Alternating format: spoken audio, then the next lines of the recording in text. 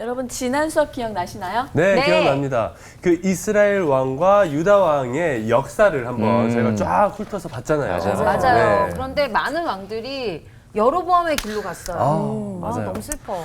그 여로보암의 길로 갔다는 말인즉슨 하나님이 기뻐하시지 않는다. 맞아요. 정말 위태롭다. 멸망의 길로 가고 있다 이거잖아요. 맞아요. 네. 오늘 수업은 유다왕 아하스의 시대가 열린대요. 아하스. 또 목사님 어떤 말씀해 주실지. 아하스 아, 좀 너무 잘했습니다. 기대된다. 아하스. 네. 좋은 길로 가야 되나? 안녕하세요. 네, 안녕하세요. 그 돌고래처럼 말아 그 소리를 지르는 그 능력이 참 탁월합니다. 너무 반가워서. 네. 그 소리들이 활기차게 만드네요. 예. 네. 오늘 우리가 공부해야 할 내용은 이스라엘 역사의 거의 마지막 국면인데 네. 세상의 모든 것들이 태어날 때가 있으면은 또 떠날 때가 있고 네. 모든 게 다 그렇죠. 동물도 그렇고 식물도 그렇고. 근데 그것은 뭐냐면 역사 또한 마찬가지입니다. 왕조의 운명 또한 그렇죠. 네. 수없이 많은 나라가 탄생했다가 그리고 결국은 무너지고 그리고 혼란 속에 있다가 재편성되고 그럽니다. 네. 물론 민족의 흥망성쇠에 따라서 사람들이 겪어내야 하는 삶의 내용은 아주 다릅니다. 그건 나라가 융성하고 그러면은 그 나라의 백성으로 사는 이들도 행복할 거고 또 정반대의 경우도 있는 거죠. 나라가 망하게 되면은 사람들이 울타리가 사라진 집처럼 큰 어려움을 겪을 수밖에 없는 것이죠. 그 때문에 백성들의 앞자리에서 리드해야 하는 사람들은 책임감을 느껴야 합니다. 네. 자기에게 위임되어 있는 것을 당연한 권리라고 여기지 않고 이 많은 백성들을 내가 어떻게 해야 될까 하는 고민을 해야 하는 거죠. 그러니까 어쨌든 우리도 역사를 이렇게 살펴보고 있는데 우리가 사사시대를 거쳐가면서 사사시대 말기에 왕이 없었기 때문에 네. 저마다 제멋대로 자기 마음대로 행했다 하는 게 사사시대 말기의 이야기였는데 그러면서 사무엘 시대에 와서 왕을 우리에게 달라고 얘기해서 사울 왕이 세워지고 나중에 다윗으로 계승되고 솔로몬 왕이 계승하고 그러면서 남북 왕조로 갈라지고. 나뉘어지게 되고 그러면서 갈등의 역사가 지속되고 있는데 네. 결국은 우리가 다 상식적으로 알고 있는 것처럼 북왕국 이스라엘이 먼저 멸망을 하죠. 오늘 우리가 공부하게 될 내용은 바로 북왕국이 무너지는 이야기. 마지막 지점에 우리가 이르게 되었습니다. 오늘 수업 열왕기서 41강 유다 왕 아하스 시대. 오늘 우리가 보는 것은 열왕기하 16장 보게 될 텐데요. 열왕기하 16장 이제 먼저 여기를 보고 다음 주에 우리들이 이스라엘 멸망에 대한 이야기를 결국 하게 될 텐데 이게 거의 섞여 있는 부분이기 때문에 이제 통합해서 얘기를 좀 했는데요. 16장 공부를 좀 해봅시다. 먼저 1절부터 4절까지를 정훈 씨가. 네. 르말리아의 아들 베가 제17년에 유다의 왕 요담의 아들 아하스가 왕이 되니 아하스가 왕이 될 때의 나이가 20세라. 예루살렘에서 16년간 다스렸으나 그의 조상 다윗과 같지 아니하여 그의 하나님 여호와께서 보시기에 정직히 행하지 아니하고 이스라엘의 여러 왕의 길로 행하며 또 여호와께서 이스라엘 자손 앞에서 쫓아내신 이방 사람의 가증한 일을 따라 자기 아들을 불 가운데로 지나가게 하며 또 산당들과 작은 산 위와 모든 푸른 나무 아래에서 제사를 드리며 분향하였더라. 네, 이제 유다 왕 아하스에 대한 이야기가 등장하고 있는데요. 르마의 아들 베가 17년에 유다의 왕 요담의 아들 아하스가 등극했다. 아주 객관적 사실입니다. 20살에 왕위에 오릅니다. 그리고 16년을 다스렸다고 얘기하고 있고 그의 전반적인 통치에 대한 평가는 다윗과는 달리 여호와 보시기에 정직하게 행하지 않았다라고 얘기를 합니다. 우리가 알다시피 다윗은 언제나 역대 왕들을 평가하는 기준이 되고 있습니다. 그렇지, 기준이 된 사람이에요. 네. 근데 참 어떻게 보면 불공평합니다. 너무 높아 기준이. 다윗이라고 하는 기준이 너무 높기 때문에 그렇다고 얘기할 수 있는데 성서는 이 열왕기상에서 다윗에 대해서 이렇게 평가합니다.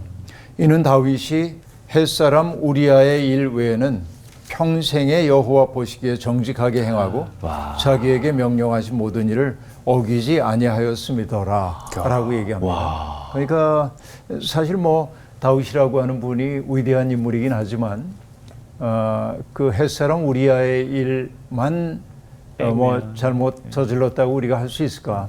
아마 소소한 잘못들이 많이 있을는지는 모르겠습니다. 그러나 역사가는 가장 도드라진 그 한 가지의 흠을 얘기했지만은 나머지는 보면은 하나님의 법대로 살려고 애를 썼다.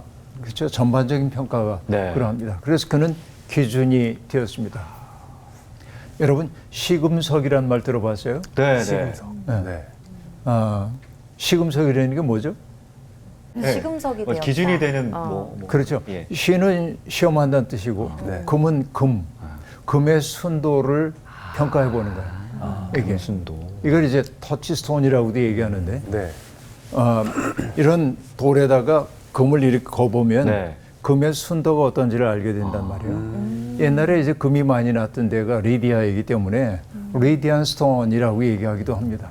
그러니까 어떤 사람이 시금석이 되었다고 하는 것은 그에게는 영예스러운 일일는지 모르나 그러나 다른 사람들은 언제나 그를 기준으로 평가되기 때문에 참 난감할 때가 좀 많습니다. 유대인들은 이런 이야기를 하고 있는데요. 우리가 하나님 앞에 갈 때 하나님이 우리에게 이렇게 묻지 않으실 거라는 거예요.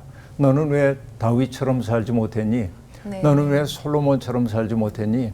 너는 왜 우리 식으로 얘기하면 프란체스코 성의처럼 살지 못했니? 그러면 우리는 할 말이 있어요. 어떤 말이냐? 저는 다윗이 아니거든요. 저는 솔로몬이 아니거든요. 전 프란체스코가 아니거든요. 근데 하나님이 우리에게 던지는 질문은 너는 왜 너답게 살지 못했냐? 라는 질문인데 나답다라고 하는 말이 참 어려운 말이긴 합니다. 답다. 이건 체온에 붙는 말이잖아요. 체온에 붙어가지고서는 체온의 특성을 나타내주는 말인데 우리가 뭐 어떤 사람을 보고 저분은 정말 어른다워 하고 얘기하면 우리가 가지고 있는 어른에 대한 생각들이 있잖아요. 어떤 분들이 어른다워요. 자기 일에 책임을 지고 품이 넓어가지고 어지간한 사람들을 좀 품어 안는 따뜻함 이런 것들 그리고 어려운 일이 있을 때는 남에게 미루지 않고 그 어려움을 자기 것으로 수용하는 그런 태도들이 어른답다라고 얘기할 때 그 답다란 말에 형용되는 말일 겁니다. 연기자답다라고 얘기하면 연기자들은 다른 사람의 역할을 해야 하니까 항상 사람들을 살피죠. 저 사람 말할 때 어떤지 행동할 때 특성이 어떤지 이런 게 이제 다음이잖아요.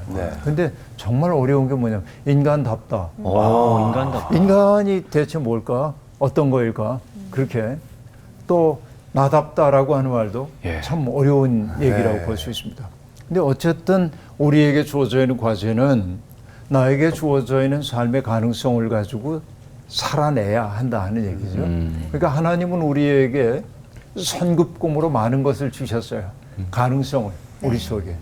누군가를 사랑할 수 있는 따뜻하게 품어할 수 있는 가능성도 주셨고 나에게 재능도 주셔서 뭔가를 하도록 해주셨단 말이에요. 그런데 그것을 다 활용하지 않고 사장시켜 놨다고 한다면 마치 달란트에 비유해서 한 달란트 받았던 종이 꾸지람을 받았던 것처럼 우리는 하나님 앞에 할 얘기가 없을지도 모릅니다. 그러니까 내가 오늘 하나님이 내게 주신 다양한 가능성을 어떻게 삶으로 끄집어낼 수 있겠는지 이 고민을 늘 하고 살아야 하는데 그러니까 뭐 다윗 임금이 다른 임금들을 평가하는 척도구시를 한다는 얘기를 하다 여기로 왔습니다만 어쨌든 다윗의 훨씬 몸이셨다. 아하스라고 하는 사람은 그렇게 얘기하고 있습니다. 그리고 이 아하스를 평가하는 부정적 평가의 이야기가 뭡니까? 이스라엘 여러 왕들의 길로 가다. 그렇죠? 북왕국 이스라엘의 왕들이 여로보암의 길을 따랐던 그 길로 갔다는 겁니다. 그리고 이방 사람의 가증한 일을 따라 자기 아들을 불 가운데로 지나가게 했다라고 말하고 있는데요. 여기에서 불 가운데로 지나가게 했다라고 얘기하고 있어요. 이거는 그 불에 태워 죽였다는 얘기는 아닐 겁니다. 네. 물론 이제 신명기 법전 같은 데서는 아들들을 불살라 바치는 일들을 엄격하게 금지를 하고 있었고요. 대개 가장 귀중한 존재를 신에게 불살라 바친다고 하는 것은 평상시에 일어난 일은 아니죠. 네. 극단적인 상황 속에서 위기 탈출을 위해 신의 도움을 필요로 할 때 가장 귀한 것을 바침으로 신에게 대가로 뭔가를 얻어낸다고 생각했기 때문에 가장 귀한 것을 바쳤던 것이죠. 그러나 아하스가 했던 것은 불에 살라 죽였다는 얘기가 아니고 예. 불을 통과하는 리추얼, 의례를 했을 거다. 그렇게 우리가 볼 수 있겠는데 그것도 뭔가 뭐 정화를 위한 것인지 정확히 알 수가 없습니다만은 아하스는 이 언약 백성에게는 금지되어 있는 일들을 네. 이방의 풍습을 따라서 했던 것은 분명합니다. 네. 이게 이제 하나님 보시기에 좋지 않게 여겨졌다는 얘기인데요. 근데 여러분 가장 귀한 것을 바친다고 얘기를 했는데요. 지금의 멕시코이겠죠. 마야 문명.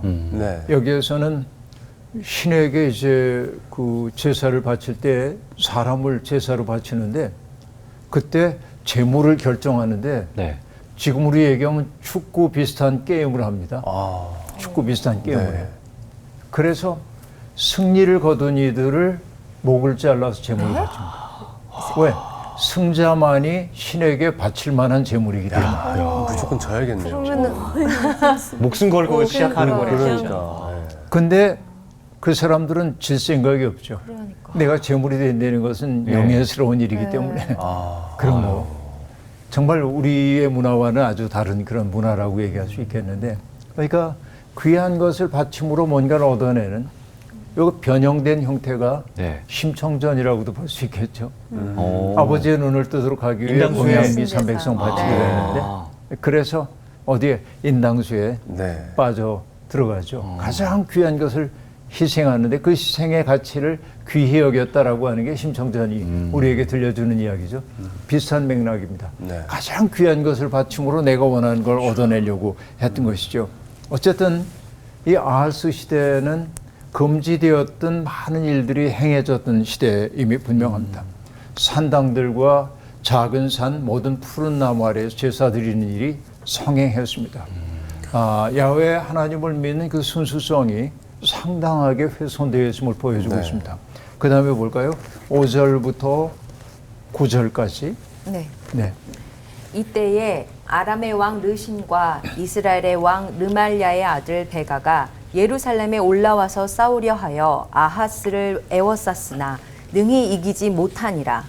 당시에 아람의 왕 르신이 엘랏을 회복하여 아람에 돌리고 유다 사람을 엘랏에서 쫓아내었고 아담 사람이 엘랏에 이르러 거기에 거주하여 오늘까지 이르렀더라. 아하스가 아수르 왕 디글랏 빌레셀에게 사자를 보내 이르되 나는 왕의 신복이요 왕의 아들이라. 이제 아람 왕과 이스라엘 왕이 나를 치니 청하건대 올라와 그 손에서 나를 구원하소서 하고 아하스가 여호와의 성전과 왕궁 곳간에 있는 은금을 내어다가 아수르 왕에게 예물로 보냈더니 아수르 왕이 그 청을 듣고 곧 올라와서 다메섹을 쳐서 점령하여 그 백성을 사로잡아 기르로 옮기고 또 르신을 죽였더라. 네, 짤막하게 등장하고 있지만은 지금 5절부터 9절까지 읽은 사건은 매우 중대한 사건입니다. 이게 소위 뭐냐면 아람 왕 르신과 이스라엘 왕 베가가 동맹을 맺어서 예루살렘을 포위한 겁니다. 네. 아람은 시리아죠. 그러니까 시리아 왕과 그리고 북왕국 이스라엘 왕이 동맹을 맺고 군대를 파견해서 예루살렘을 포위를 했습니다. 그들이 그랬던 까닭이 뭐냐면 이 아람 그 아래쪽에서 강대한 나라가 점점 세력을 확장해 가고 있었는데 그 나라의 이름은 아수르, 아시리아입니다. 그동안 이야기를 해왔지만은 아수르 문명이라는 게 아주 폭력의 바탕을 둔 문명입니다.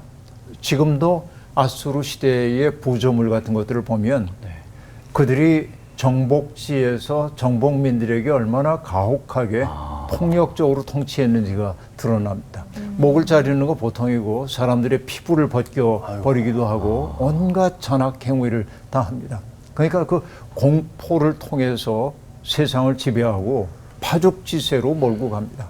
그러니까 인접해 있었던 나라인 아람 왕은 그리고 또 조금만 지나면 다가갈 수 있는 이스라엘은 아시리아의 팽창으로부터 자기들을 방어할 능력이 부족해. 그러니까 남왕국 유다도 자기들의 동맹에 가담해 줄 것을 요구한 겁니다. 그런데 남왕국 유다는 상대적으로 아람이나 이스라엘에 비해서 멀리 떨어져 있죠. 아수르로부터. 왜냐하면 아수르가 바로 서쪽으로 이동해 올 수는 없습니다. 우회를 해야 되거든요. 프랑스 요르단 산맥이 가로막혀 있기 때문에 우회를 해야 돼요. 그러니까 아직은 아수르의 그 세력이 피부로 와닿지는 않습니다. 그러니까 남왕국 유다의 입장에서는 굳이 그 동맹에 가담해서 국력을 소진하거나 또 어떻게 보더라도 강대국인 아수르하고 맞서는 일은 적절치 않다고 여겨서 동맹되는 걸 거절합니다. 그러자 이 아람과 북왕국 이스라엘 동맹은 아수르를 먼저 막을 것보다는 유다부터. 동맹을 거절하고 있는 유다가 만약에 전쟁이 벌어졌을 때 아수르 편을 들면 자기들이 포위되는 형국이 되니까 남왕국 유다를 먼저 압박을 하기 위해 전쟁을 걸어온 거예요. 지금 그런 상황이라고 얘기할 수 있겠습니다. 자, 이런 상황을 정말 아하스는 두려움으로 받아들이게 되죠. 그때 상황을 이사야서가 잘 보여주고 있어요. 이때 이사야가 뭐라고 얘기하냐면 이사야 7장 2절에 보면 왕의 마음과 그의 백성의 마음이 숲이 바람에 흔들림같이 흔들렸더라 라고 얘기합니다. 얼마나 두려웠겠어요.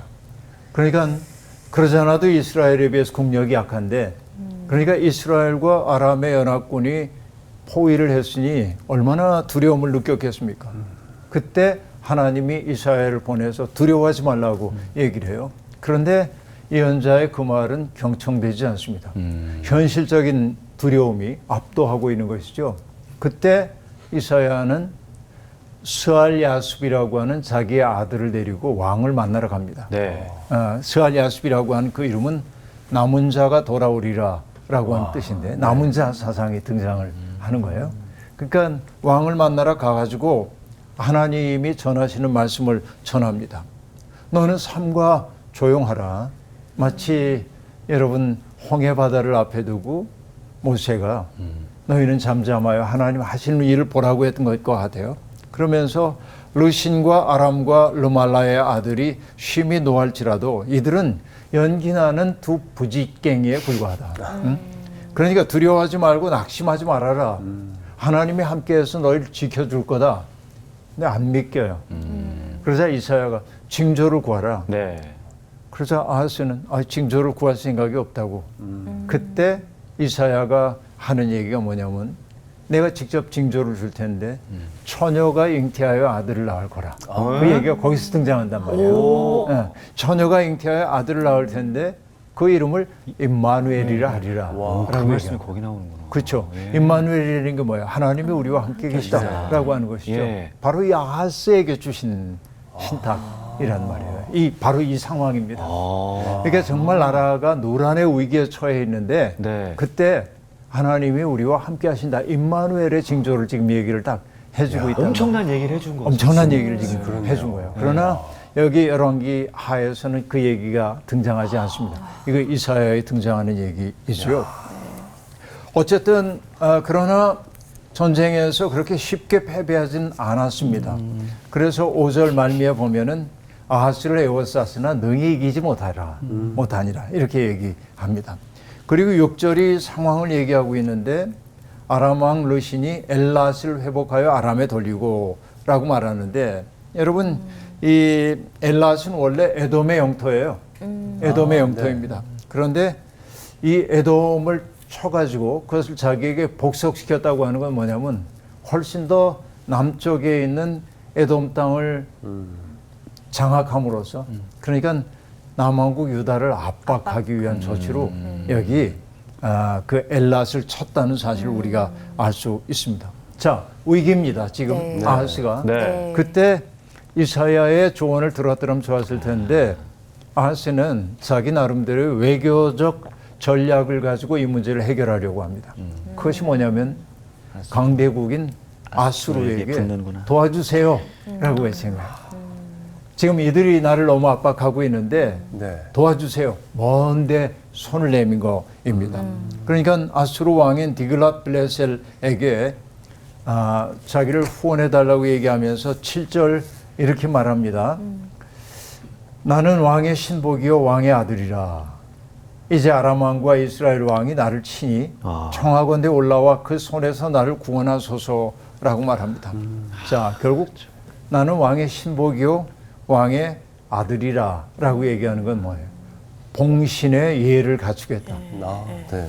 아수르는 주인나라고 우리는 거기에 속해 있는 봉신의 국가의 예를 갖추겠습니다.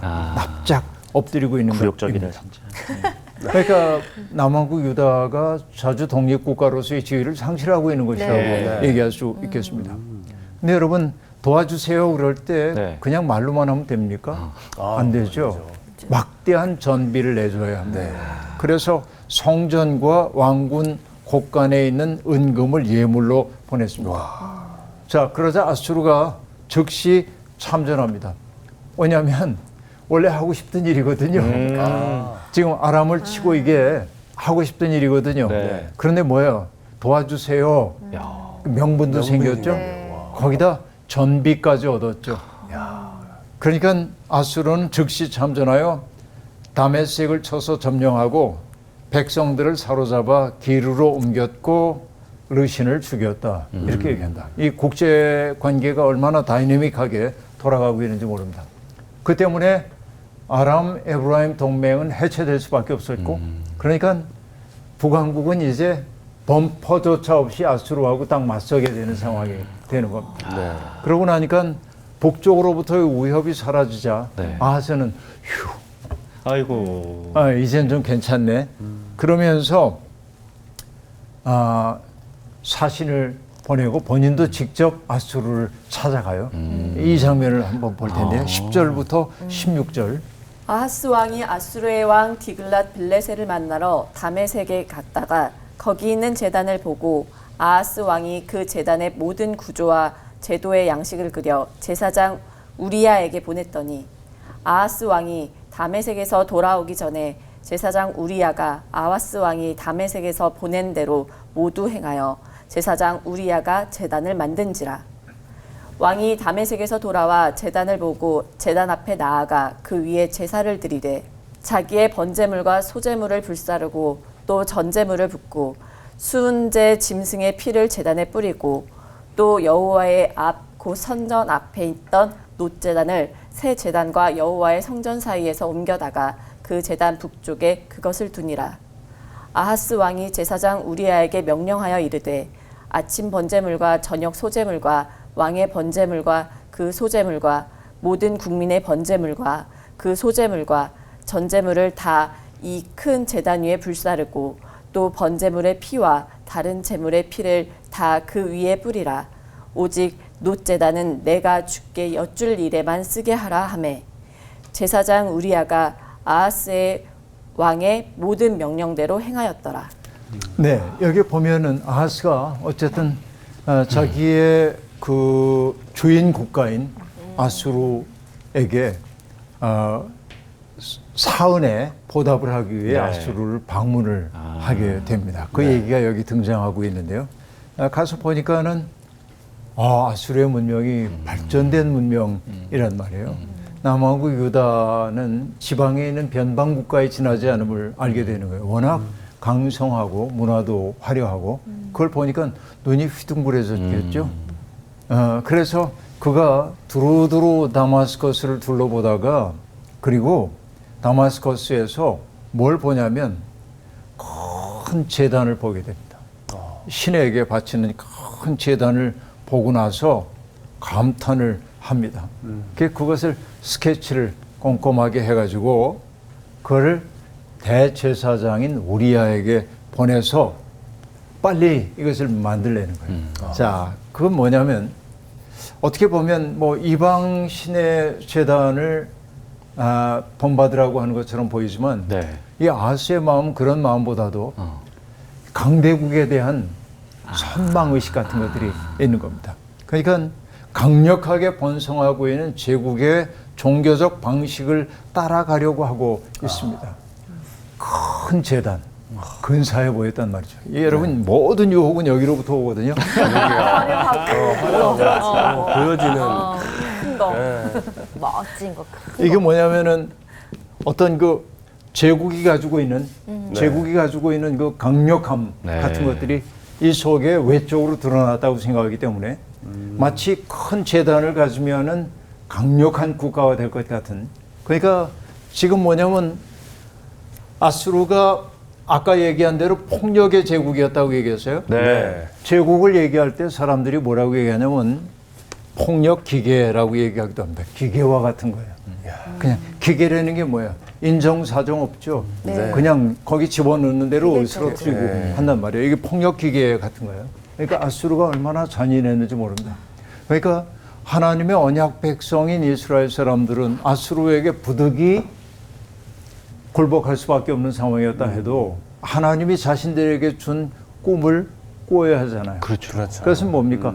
정의와 공의가 살아있는 세상, 모든 사람들이 형제 자매로서 함께 살아갈 수 있는 평화의 세상이죠. 네. 그런데 부러워할 것을 부러워해야지. 이걸 지금 부러워하고 있단 말이에요. 네. 그런데 그 큰 재단의 모양을 지금 제사장에게 보냈을 때 제사장이 해야 하는 말은 뭐냐면 단호히 아닙니다 라고 말해야 합니다. 그런데 어떻게 했다고 얘기합니까? 그대로 왕이 보내온 그 재단의 식양대로 그대로 만들었다. 그 얘기는 뭐냐면 동의했다. 그렇구나. 그 제사장조차도. 그러니까 늘 드리는 말씀입니다. 네. 권력과 그러니까 권력이라고 하는 것은 뭐냐면 제도이죠. 왕입니다. 네. 그리고 하나님이 종교를 주신 까닭이 뭐냐면 예언자나 제사장의 역할은 왕이 잘못된 일을 할 때 꾸짖기 위해서입니다. 그죠? 네. 네. 이게 창조적 긴장이에요. 왕들은 뭐냐면 제사장들의 말에 예언자의 말에 귀를 기울여야 합니다. 긴장감이 있어야 합니다. 근데 지금 긴장이 사라졌어요. 왕이 하라는 대로 합니다. 네. 이게 뭐냐면 타락한 종교의 특색입니다. 잘못된 거라고 얘기할 수 있겠죠.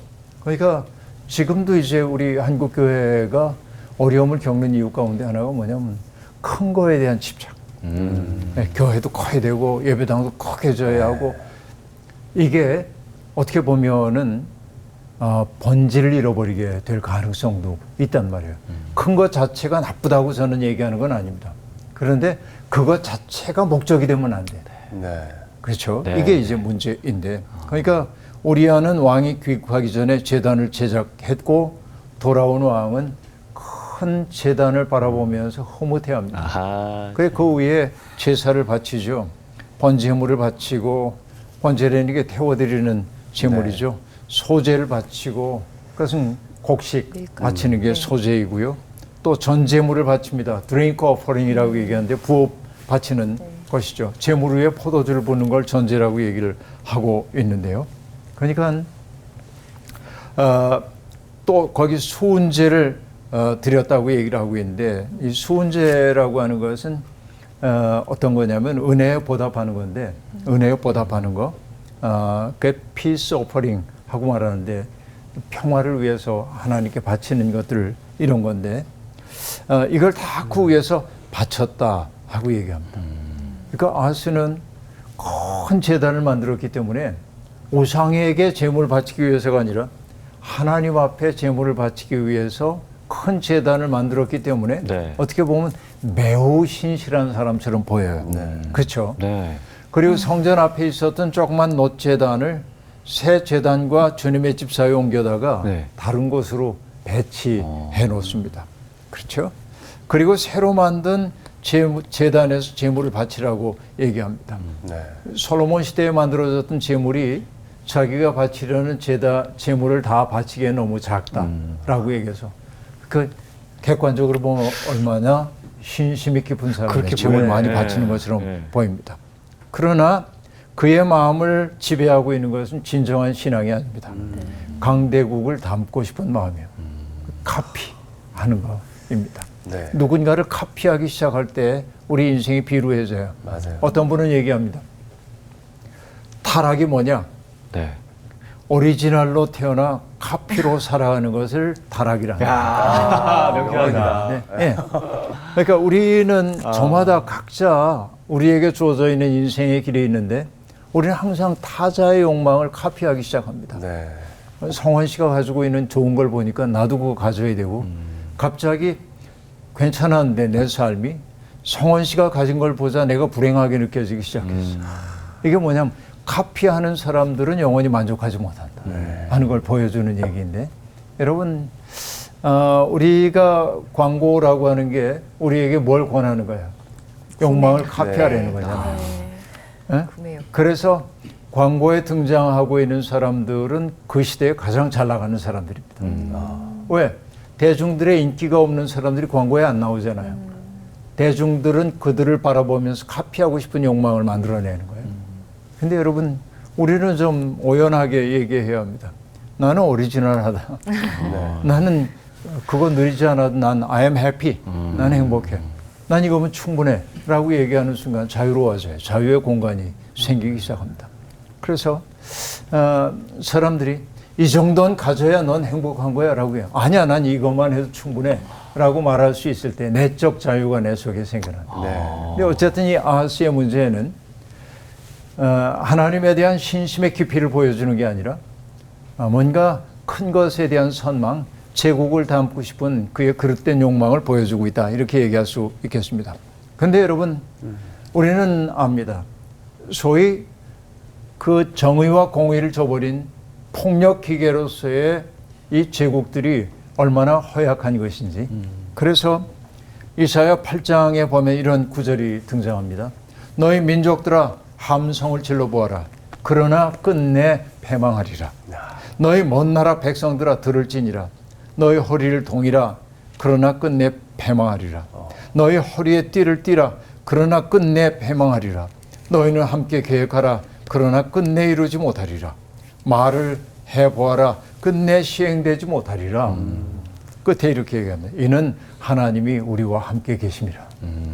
아무리 강대한 국가가 자기가 가지고 있는 온갖 능력을 가지고 우리를 억압한다고 해도 처음에는 그들의 뜻이 이루어지는 것처럼 보여도 끝내 너는 패망하고 말 거다.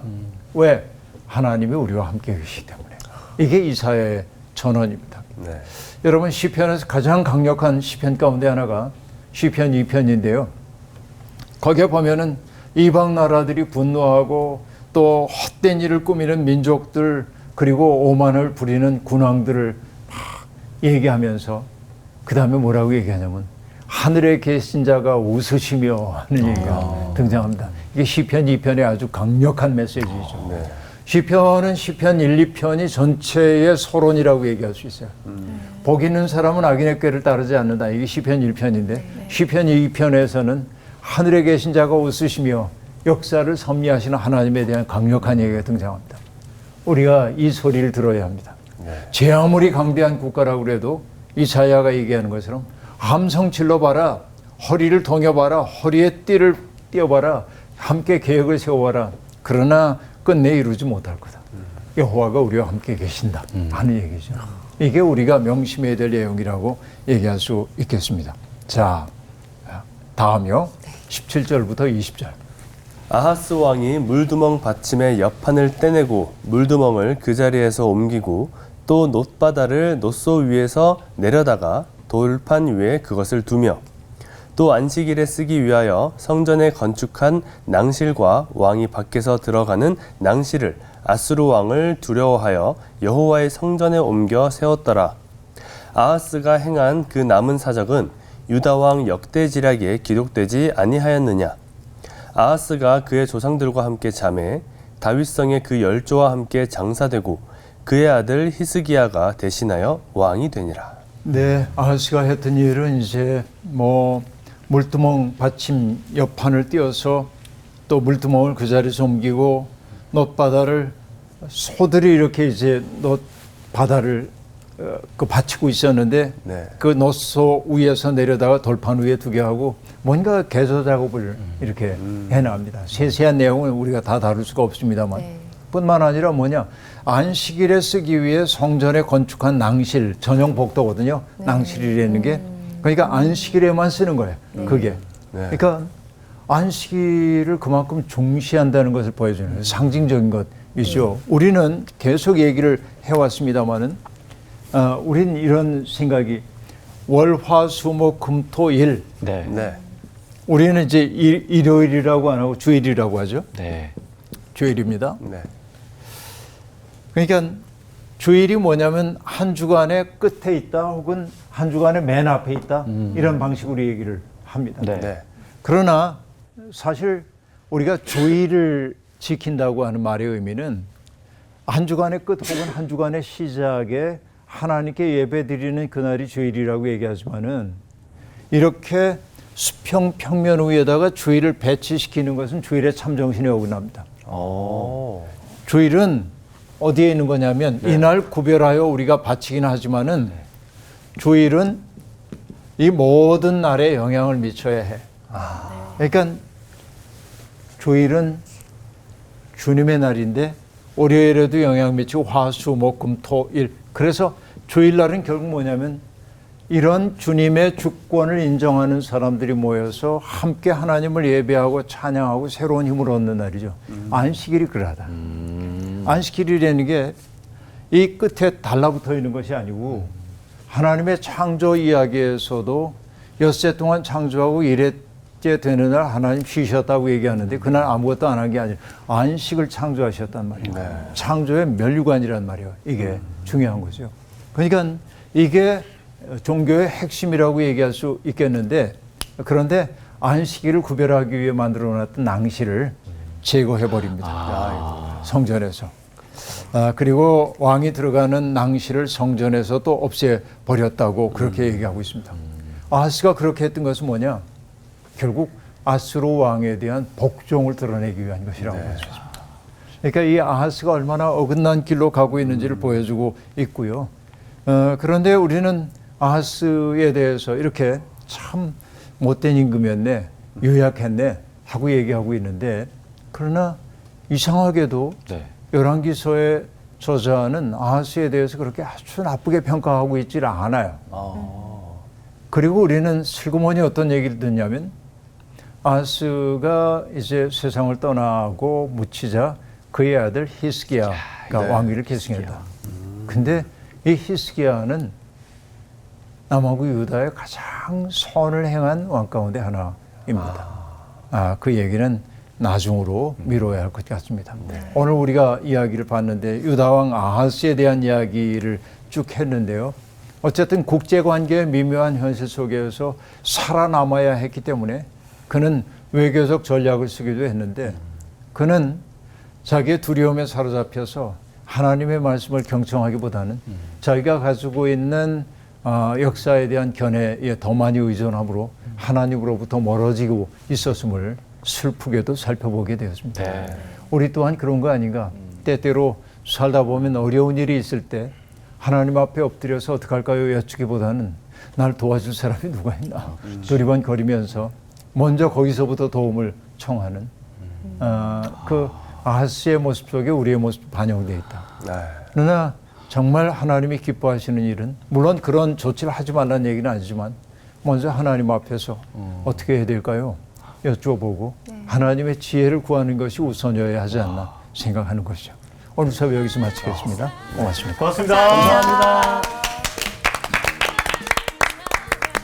요즘 저희 아이들이 그 친구들이 가지고 있는 걸 갖고 싶어하고 친구들이 하는 게 좋아 보이면 그걸 막 하고 싶어요. 그래서 제가 늘 말하는 게 그 너희가 다른 친구들의 어떤 그런 큰 거 좋은 거를 보지 말고 다른 친구들이 너희의 믿음을 좀 봤으면 좋겠다 이렇게 얘기를 해주고 있거든요.